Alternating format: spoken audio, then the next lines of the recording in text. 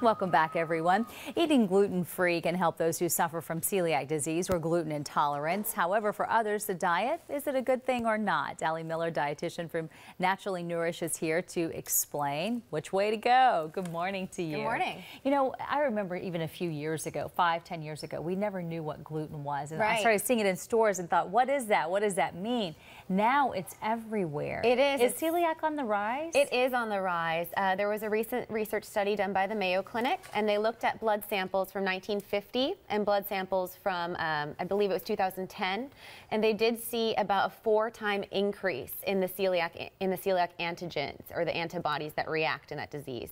And so we are seeing now about 1% of Americans being diagnosed with celiac disease, and about 5 to 10% having gluten intolerance. And so let's talk about that. What does that mean? What are these foods doing to the people who suffer from these things? So gluten is a protein compound found in rye, wheat, some oats and barley and spelt. And so it is a protein, and basically bodies that are sensitive to it are reacting to it as a foreign invader, or we call that an antigen. And so just like we do that with seasonal allergies, we respond to pollen, we're starting to respond in our immune system to the gluten. And so people with celiac disease have an autoimmune condition where their body attacks the gluten, and that can attack the gut, which can compromise their digestive health. So they can become very deficient in a lot of vitamins and minerals. They can have joint pain, constipation, diarrhea, bloating, and very unpleasant symptoms. And it's also been tied to hundreds of autoimmune diseases. Absolutely. So we're talking a very serious problem. So in this case, where we always hear to eat whole wheat, and it's part of our governmental plate that we're supposed to eat, for those people, whole wheat would not be something on that plate. Well, the big issue, truly, I feel, of why gluten is on the rise, there's 3 different aspects of it. One is the hybridization of our crops.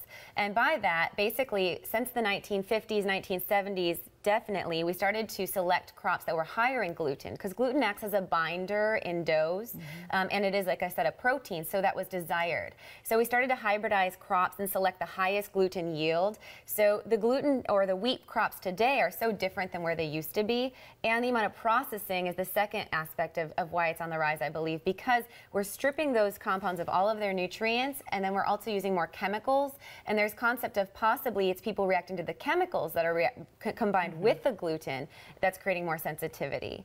And the other aspect of it is that our immune systems just aren't built like they used to be. We're using a lot of antibacterial soaps, and we're kind of, it's a hygiene hypothesis is the concept that we're super clean, so our guts don't have enough of the good bacteria and the flora. Well, thanks for helping us figure it all out, because it is kind of confusing of why is it on the rise. You have a good idea for us here to show us an alternative to eating wheat or other kinds so of this grains. is a gluten-free recipe. I'm using quinoa, which is a gluten-free grain. So before you would start cooking this, you would actually put some balsamic vinegar on your beans. And so I'm just going to kind of let those You're just using black beans? I'm using black beans, yes. And I did rinse them, and there are no salt added. And then I'm going to, with the quinoa, it's really important to note that you want to rinse it before cooking it, because it does have some compounds in it called saponoids, and it'll make it very sticky and very sour. So you want to rinse it quick and then prepare it about 15 minutes, simmer. So I have a cup and a half. I'm going to mix that with my beans.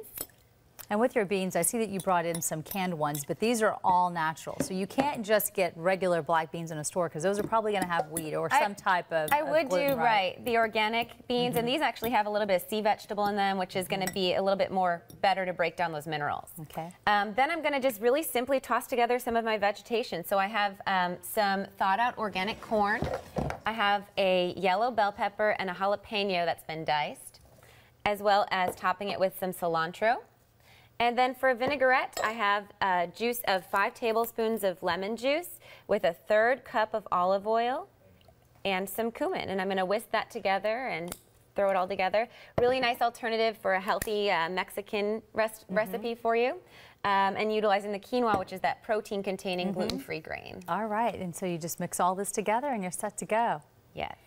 Now, we are going to put that recipe online. You can find it at HoustonTexasFood.com. So if you want to make this at home, you know what? It's going to be right there for you. It looks like a good one. I can't wait to taste it. It is. We're going to have to check this one out during the break, Ruben. All right, thanks a lot, Melissa.